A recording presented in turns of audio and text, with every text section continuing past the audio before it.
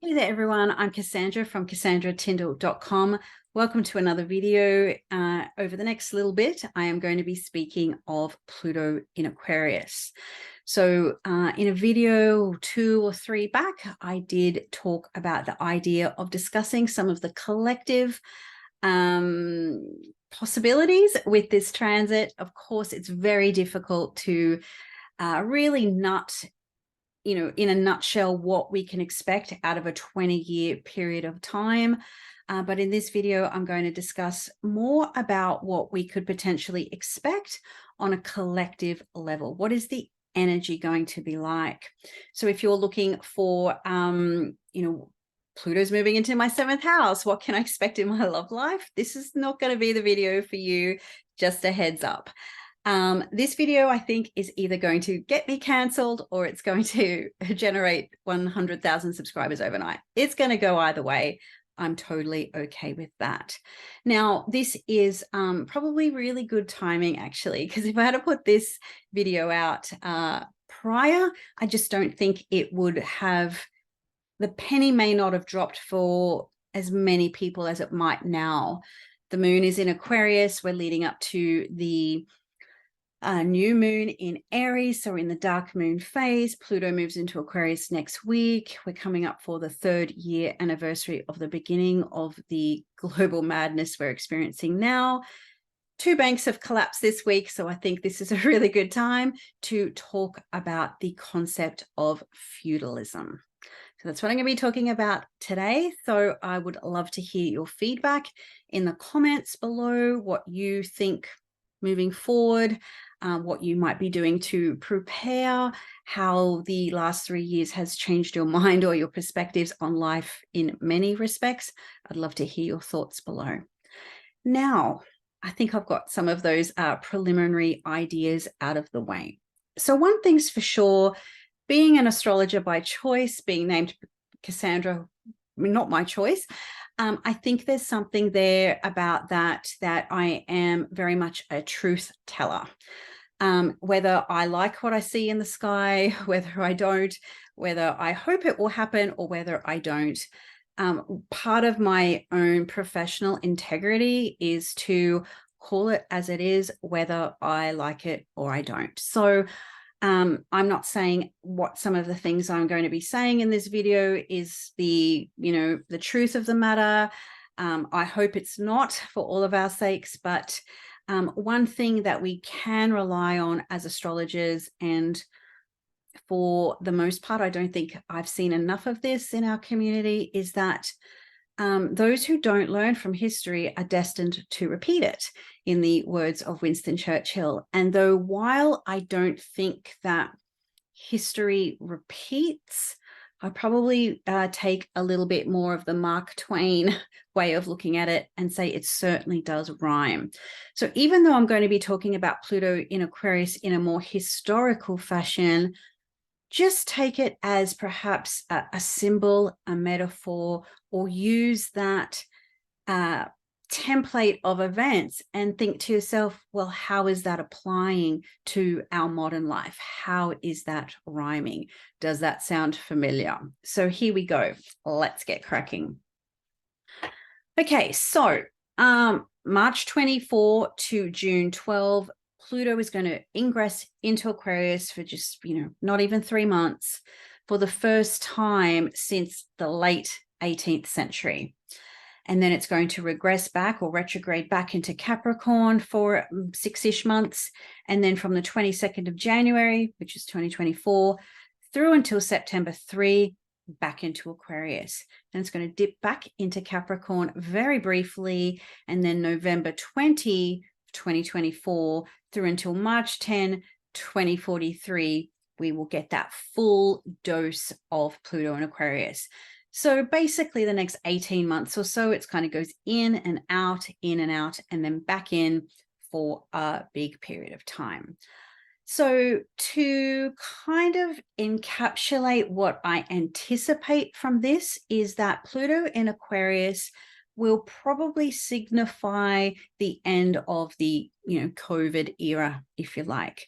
And what, in my opinion, it's not just my opinion, but it's the school of thought that I buy into, is that the COVID thing was an entryway or a gateway into a new digital reality, a digital prison, if you like. And so, this is going to be, the next 18 months is this, maybe that boiling frog. How much more can we go into this digital phase of life that we can't then get back out of? So how deeply are we getting those Stranger Things, mind flare, tentacles, the upside down world type of vibe? And that's really what the internet, it's literally called the World Wide Web. And so it's really starting to feel more like that than it ever has.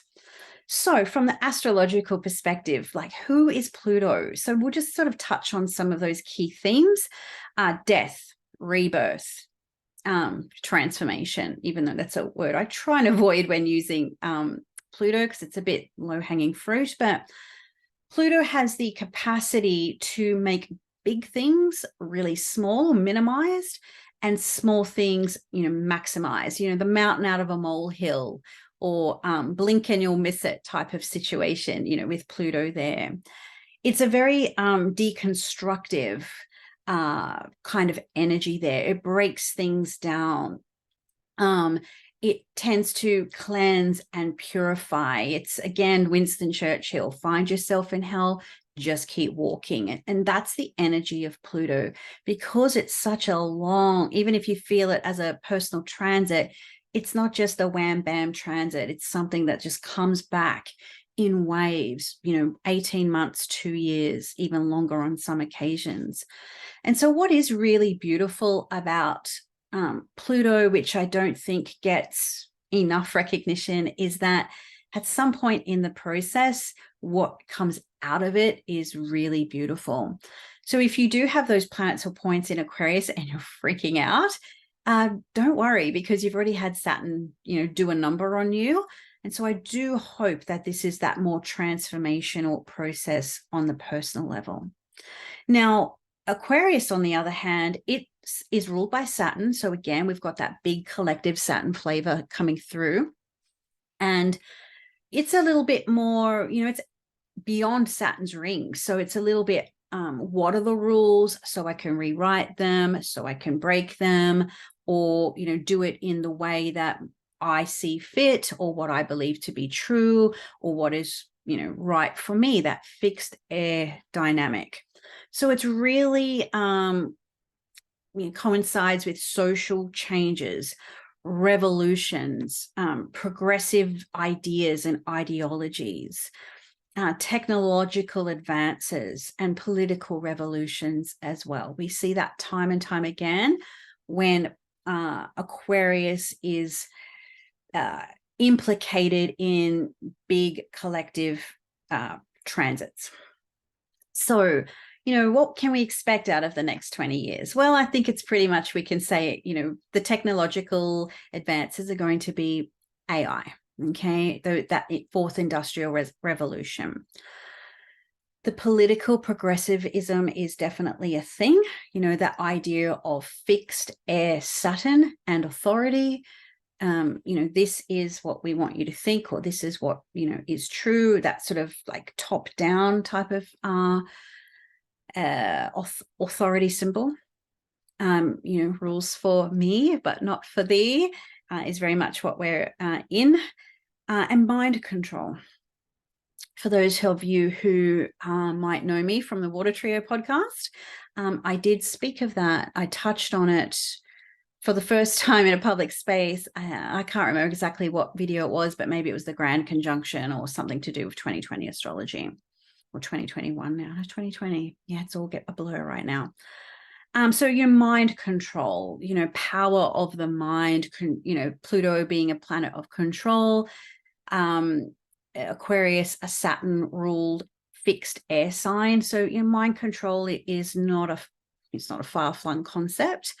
Thought police, new definitions to everything, and the idea of collectivism, which is the stark opposite to the Pluto in Leo generation, or otherwise fondly known as the baby boomers, who were, you know, that rugged individualism, pull yourself up by the bootstraps, you know, every man for himself type of energy. And so we're moving into the opposite of that.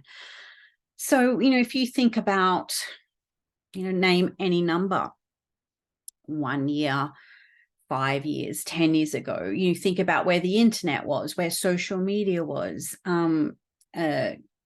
I do a bit on social media, but I wrote blogs and had an email list, and I was fine with that. I still am fine with that.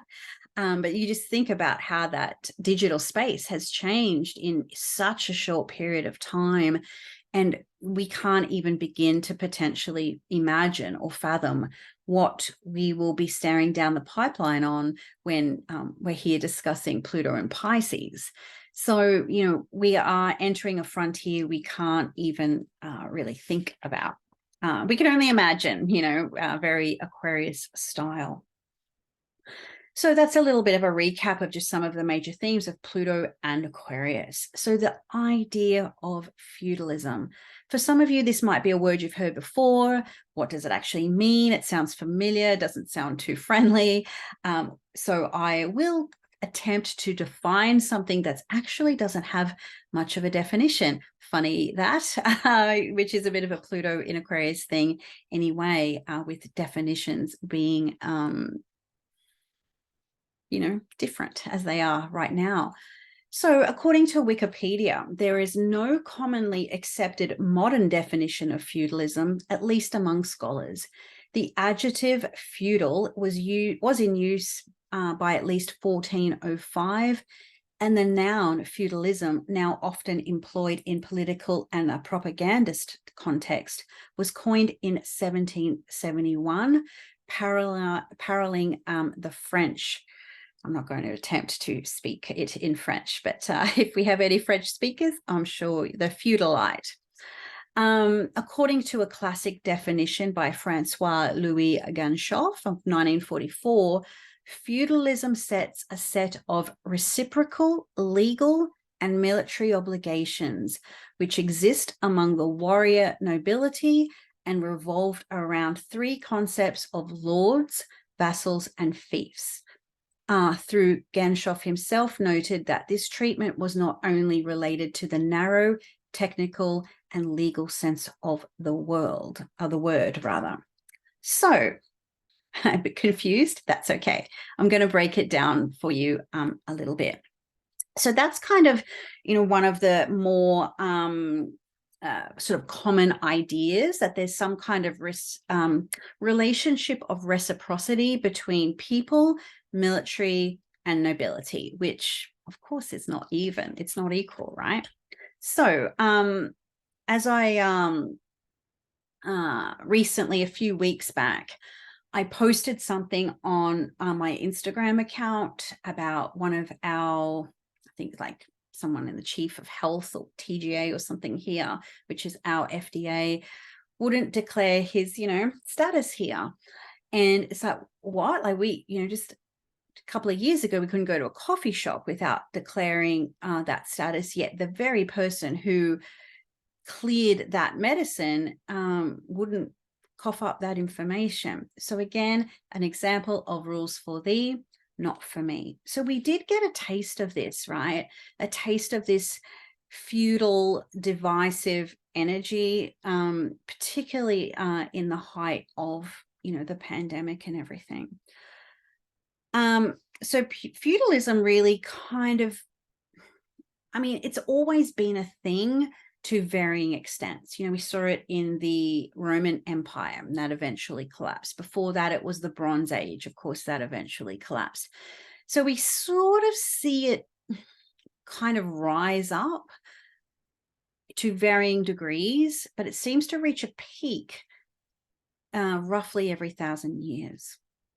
So feudalism really kind of captured Europe sort of at the end of the Viking Age, which was around 900 to sort of 1,000, 1,100, depending on which area of Scandinavia you are referring to. So basically, this leads me to think, so when Scandinavia actually did fall, feudalism took over. So they were sort of like the last man standing in terms of continental Europe. And I can't help but think, okay, so, when the US has its day, what does that look like for the rest of the Western world?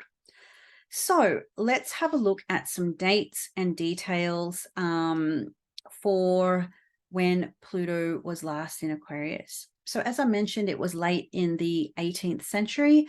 So that was the height of the French Revolution, and also Latin America, Venezuela. I think there was Ecuador, Chile, the sort of main countries from what I recall. I could be wrong there, but basically Simon Bolivar liberated the South Americans from the Spanish king. So that was a big part of that era of time. We had Pluto in Aquarius from 1530 to approximately 1550, 1284 to 1305. 1040 to 1060, and 820 to 840. So that sort of roughly takes us to 1200 years. So now what I want to do briefly is take you through sort of the key features of what feudalism is.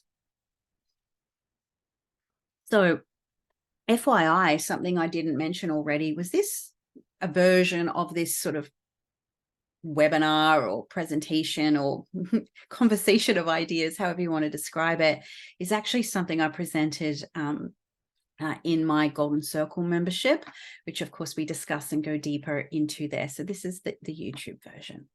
So 1, steps to feudalism is the warrior class.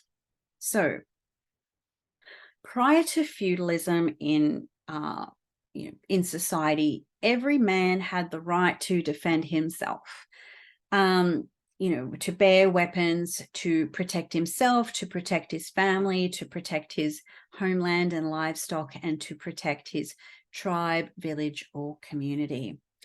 Then when feudalism came about, it was only certain echelons of society that were wealthy enough or resourced enough or deemed worthy enough to be able to arm themselves, or to have an army, to be able to employ warriors or people who would protect you.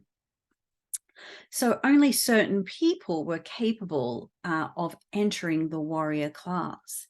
So in different societal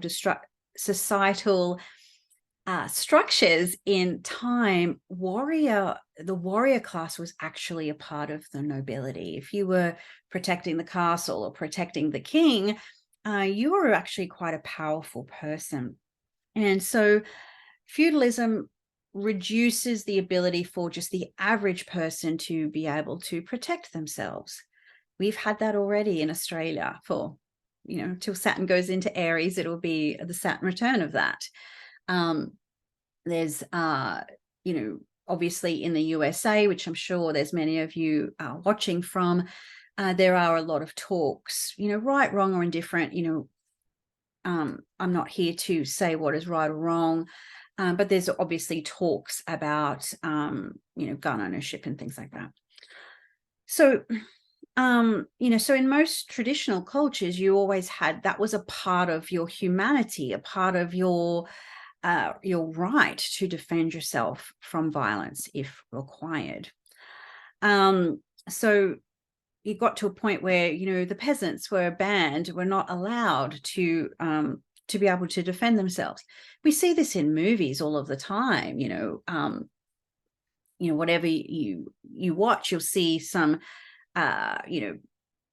messengers of the king on horseback and armor coming in and raiding villages or killing people. And these poor farmers and peasants can't even defend themselves. And so that is a key to, the first step is like disarming the population, right? So you just didn't stand a chance if you weren't part of the nobility. 2 was the protection of the ruling class, right? And so in Europe, this was royalty, this was dynasties, this was people of great wealth and power. And so, what happened in Europe is that, castles, were built all around Europe. So it was this network of castles, and they were often built with the idea of protecting of resources. So making sure that, food and grain was safe behind the kingdom walls, and that, in light of an invasion or some kind of natural disaster, the farmers and the peasants would be protected by the city walls, and they could come into the castle or into the kingdom as a refuge, for whatever reason. But what ended up happening, it was just the ruling class who protected themselves amongst, within the walls, because eventually there was consequences for the way that the, working class today, or the peasant class of, centuries gone by, they just locked themselves up in their ivory towers, protecting them from the population. Whereas prior to feudalism, and what is really common in tribal communities, animist communities, that, the leader, the chieftain, various names that they go by. So whoever was the leader of the tribe lived amongst his people. He would feast, he would fight, he would, gather and pray and do all the things with his people. There was no need to separate himself from the people. And so when rulers take freedoms from their people, when they take their resources, when they treat them unfairly, people don't like that. And so then these ruling classes feel the need that they need to protect themselves. So they build things under the guise of your protection, but what they ultimately are doing is protecting themselves. Sound familiar? So in this modern age, it's not like we are necessarily building gates, big gates or walls in the city. These are digital walls that are being built, and the nobility or the elite, as they are known now, hide behind censorship, media, and politicians, and control. They control the narrative. They control our mind through information, through propaganda, and through lots of the digital realm. Now, one of the other sort of features that we see in feudalistic societies is that of food control. Okay, so the diet, you get fed, or you get access to food that is dependent on your social class. So peasants got regulated heavily in feudalistic society. So farmers, certain herbs were not able to be grown. Those who were foragers in the forests couldn't, it was made illegal. You couldn't pick XYZ berry or XYZ herb to heal or help other people. A lot of sort of more pagan or traditional ideas or animist earth-based practices became illegal. Hunting or fishing became highly regulated or outlawed. I don't know about other places in the world, but it's not easy just to throw a line in the water, even here. So the wealthy class, of course, they could access the herbs, they could access the beautiful berries in the forest, or, big pieces of meat. They could eat whatever they wanted. So even archaeological finds do show that those of the peasant class weren't as big. They were smaller, they weren't as strong and not as disease resistant. However, those with beautiful burial mounds, or buried in a really great way with their wealth, you could see that their bones and their bodies were in very different shape, and much better shape than others. Of course, historically, there's always some exceptions to these rules. So I think it's important to, take these ideas and run with them. But they're also not gospel, right? So as I said, exceptions to the rule. And this is William Wallace. So he was someone, you might remember the movie Braveheart, Mel Gibson and the freedom. From memory, William Wallace was actually a bit more of a nobleman, but also really sort of went into battle to support the peasants of Scotland, the farmers of Scotland. So another feature of feudalist societies, and of course, like Rome wasn't built in a day. These phases, these eras don't happen overnight. They're gradual. And, it's a domino effect. It's a cycle. Like all the planets, they come back around and it's a cycle. So another big feature of feudalism is debt. So when you starve out a population, or when you take their rights away, or you suppress a population, it costs a lot of money to protect yourself. Those castles are not cheap. To pay your soldiers or to pay your guards is not cheap. And so the country has to borrow a lot of money, or it has to go into debt in order to pay for its people, for themselves really, or to run the country. So even in Scandinavia, so Denmark had to sell other kingdoms or other parts of Scandinavia that it owned, like modern day Estonia, literally sell a country to pay your debts. So of course taxes increase. Tariffs of ships that entered and exited the port. Ships, it wasn't just the trade of these ships, you've got this and I'll buy it from you, or exchange or barter or what have you. Actually, tariffs and taxes started to become a part of that. And so we're seeing this right now. Countries are racking up massive debt that they will never, ever repay. And so, but at some point in time, it has to be paid in some way, shape, or form. What are they going to do that? So increase the taxes, sell off parts of this or that or the other. The mind boggles. But anyway, I'm just putting out the history. You can connect the dots in any way you see fit. I would love to hear your comments, though, if you want to put them in there. So taxes. So in the 1300s, Sweden, which is where my ancestors are from, paid approximately 36 grams of silver, or what would be 2% of their total income, which was kind of, what I believe to be the average tax rates of the time. Could you imagine today just paying 2% of your tax, of your income in tax? I'd gladly pay that. And then, of course, once Sweden came under German rule, that 2% or 36 grams of silver went up to 200 pieces of silver, or the equivalent of a 20% tax rate. So imagine that, from 2 to 20. And even then, that is nothing to the average, 30, 50% is, the taxable rates right now. So when you think about a jump from, 2 to 200, and we're paying 2 to 20, and the minimum tax rate, at least in my country, is 30%, plus all the other incidentals that GST, that's just your income tax. That's not sales, luxury, this and that, it goes on and on. So historically, revolutions and revolts happened over a 1% increase. So do you not think you are enslaved today? Just an idea.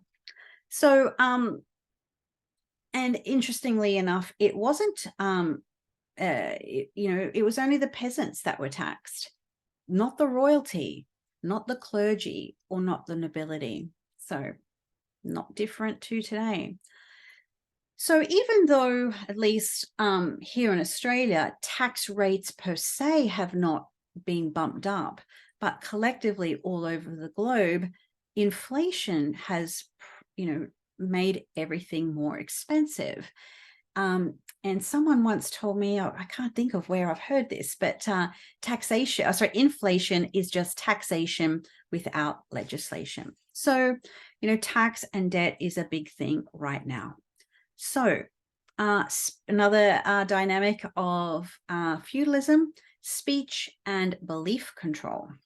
So if you've ever watched any of those type of medieval shows, Vikings, Last Kingdom, Barbarians, there's like hundreds of them. You never spoke out against the king. And if you did, it was off with your head. You wouldn't even want to whisper a negative or treasonous word against your king. So peasants could not have a voice.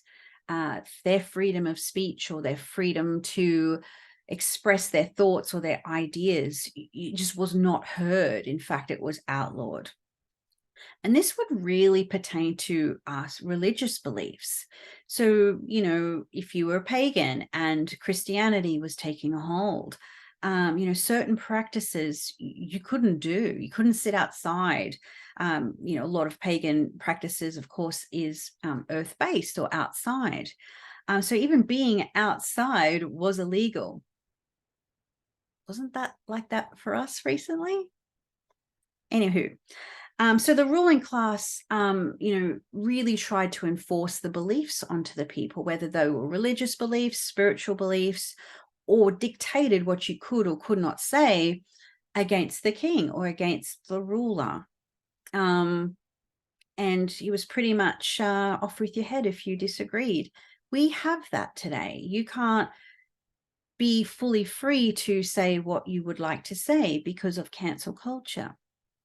You're not allowed to speak out against certain changes in the world, or you're labeled something else.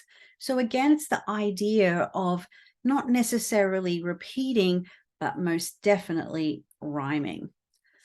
So I think this is the second last element of feudalism, and that is slavery. So it was actually in the year 1102 that England abolished slavery. And over the last, the couple of years beyond that, other nations followed suit. And so even though it was abolished as such, it didn't necessarily mean that those people were free. It just might have meant they were treated better. They still didn't have the ability to, move up the ranks or become be released from slavery and make their way up into the nobility. Yeah, I mean, of course, there would probably be occasions where that kind of happened, but it seems to be rare. So they couldn't still go, they may have had a little bit more freedom of movement, but technically they still couldn't go anywhere. So in some ways they were free by name, but were they free by nature?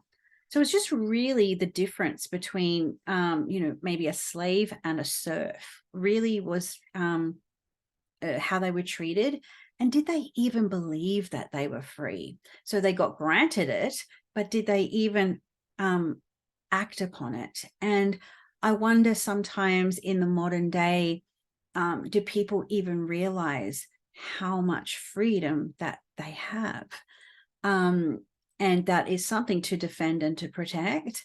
And that how much is the digital prison that we're enslaved into, how much is that kind of morphing or molding what we think is true or what we think we have to do, or what we can and cannot access. So there's something in the spirit that, in my opinion, is being dulled down. Anyway, that's just my idea. So I'll leave that with you, what you will. Now, the final point in feudalism is civil war. Hello, Uranus in Gemini. So when the peasants fight back, and this is what we're seeing, at least in the digital space, that kind of online place, we're not fighting against, people don't seem to fight historically against the people who enslave them. They fight against themselves. They bicker amongst themselves. So the 1200s was massive for this. Iceland was a bloodbath. Frisia, which is modern day the Netherlands, thereabouts, they fought back hard. Scotland fought back hard. And you think, just this week, the farmers of the Netherlands, they fought hard and they won a position in their Senate, I believe, Farmers' Party or something along those lines. So unfortunately, peasants will bicker amongst themselves because of the slave mentality, right? Rather than those who, put them in that position in the first place. And so what happens is, the bickering, the fighting turns into war, and then it gets to a point where some other international or external force has to come in and restore some type of law and order into the country.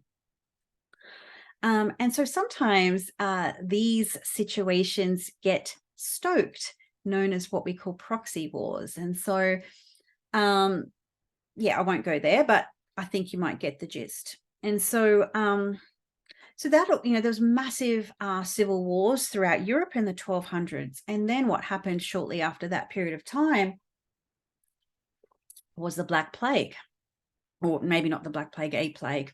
Maybe it was the black one. I can't quite remember.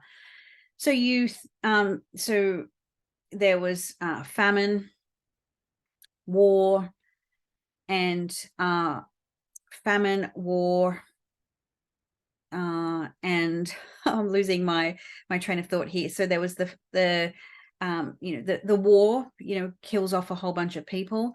The plague kills off a whole bunch of people, and starvation. Okay. So today we would call that a pandemic, or we might call that food insecurity, or having to send sons and daughters off to fight a war that no one voted for. And so this is a depopulation, or medical experiments. Like it equals depopulation. Okay, it has to. And so then you've got people who can't repay their debts, or widows who can't look after the farm on their own without their husband. And so the nobles come in and, we will save you, we will support you. And so what they do is they buy up all the land for really cheap and then consolidate their wealth even further. So the upper class owns even more than what they've done before. Think about the last 3 years and how this has really taken shape.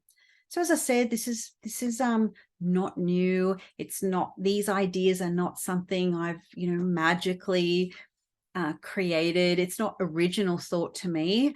It's sort of linking cycles, seeing what's in the collective and connecting the dots, because it happened, as I said, Roman Empire, Bronze Age, it happened, and dynasties rise and fall, within, those sort of like larger macro cycles as well. So my friends, I think it's really apparent that these times, these feudalistic times, are upon us. I mean, I can't see how they're not.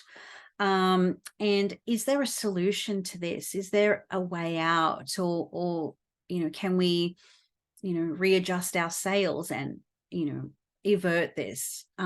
I don't think we can. I think this is a part of, the life, the circle of life, or, the astrological cycles, the cycles of empires rising and falling. I just think it's inevitable. We can't change it, but we can be tactical, strategic and tactical about it. So, is this going to happen in my lifetime? Probably not. Is this going to happen in my child's lifetime? Probably not. But would it happen by the time I have a grandchild?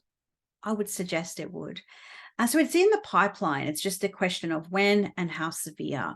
So what can you do? Like, what can you take that's positive out of this? Become a noble, make a shit ton of money if you can, or at least get yourself set up. Get yourself resources, whether those are financial, whether that is land, whether that is food, whether that is, moving to some off-grid community with your cats and your books and your plants, which is what I would opt to do. Looking after your tribe, creating your community. I think this is one thing, another idea of Pluto and Aquarius and now being in the air element for the next 200 years, decentralization. It's unavoidable. So, that's also going to be a part of the process. So the system has to break down so people can, so the system can be reformulated and decentralized.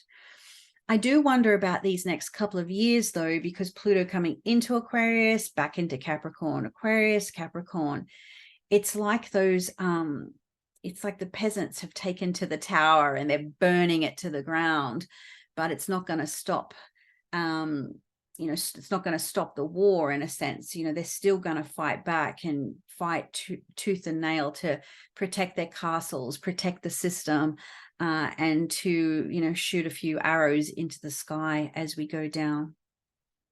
So community, decentralize yourself as much as possible, build that wealth.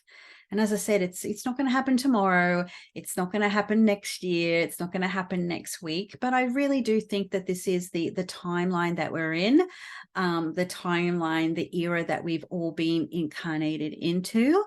And the fact that you're even watching this video and that you've reached this point in time of it tells me that you're probably, you get what I'm putting down here, and that you are, you're a warrior of heart, and that you're in this for the long haul. So I hope this wasn't too heavy and hard for you. It's, not pure astrology as such, but I did want to share this message. We have had 2 banks collapse this week.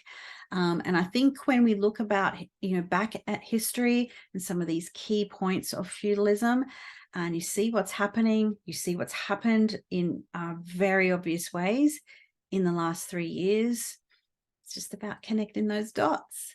So until next time, I hope you have a really great new moon, astrological new year, and the ingress of Pluto in Aquarius is exciting for you. So until next time, everyone, have a great day.